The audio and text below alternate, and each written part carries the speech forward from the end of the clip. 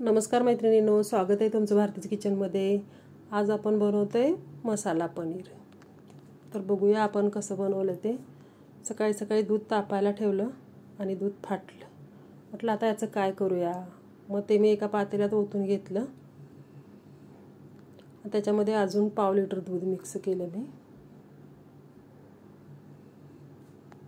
आणि याला परत गॅसवरती तापायला ठेवलं। आता आपण जे चांगलं दूध त्याच्यामध्ये ओतलं होतं ते फाटण्यासाठी मी याच्यामध्ये अर्ध लिंबू पिळून घेतलं, म्हणजे आपण जे चांगलं दूध ओतले ते फाटेल। त्याच्यामध्ये मी 2 हिरव्या मिरच्या, पुदिन्याची 4-5 पानं, 2-3 लसणाच्या पाकळ्या आणि थोडीशी कोथिंबीर टाकली आणि याला मी 5 मिनिटं चांगलं ढवळून घेणार आहे। चिमूटभर काळं मीठ टाकायचं, सतत ढवळत राहायचं म्हणजे ते मिश्रण रवाळ तयार होईल।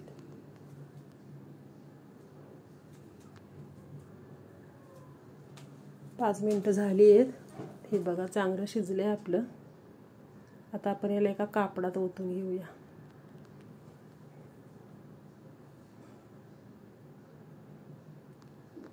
हे बघा चाळणीमध्ये मी एक पातळ कापड ठेवले, त्याच्यामध्ये हे ओतून घेणार। आता ह्याच्यातलं पाणी काढून घेऊ।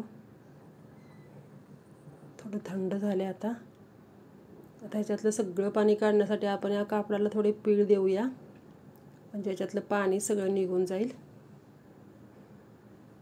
आणि एका चाळणीमध्ये थोडं वजन ठेवून देऊया याला, म्हणजे आतलं जे पाणी आहे ते सगळं निघून जाऊन याला घट्टपणा येईल। आता ह्याच्यावर मी एक छोटं खलबत्ता आहे माझ्याकडे, ते ठेवणार आहे मी, म्हणजे त्याच्यातलं जे उरलेलं पाणी आहे ते सगळं निघून जाईल। 1-2-3 तासासाठी ठेवायचं। हे बघा 3 तास झालेत। आपण आता उघडून बघूया कापड कसं झालंय पनीर आपलं तयार। हे बघा एकदम घट्ट आणि मस्त मसाला पनीर तयार झाले।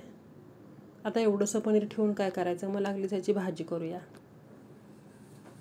तर भाजीसाठी मी बघा कढईत तेल घेतले, त्याच्यामध्ये जिरं, मोहरी, कढीपत्ता घालून फोडणी करूया।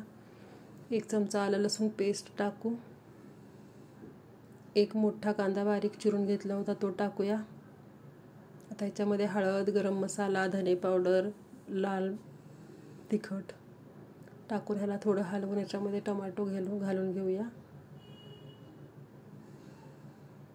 टमाट्याला थोडी वाफ आली की ह्याच्यामध्ये कांद्याची पात घालूया, जी बारीक चिरली होती, ऑप्शनल आहे।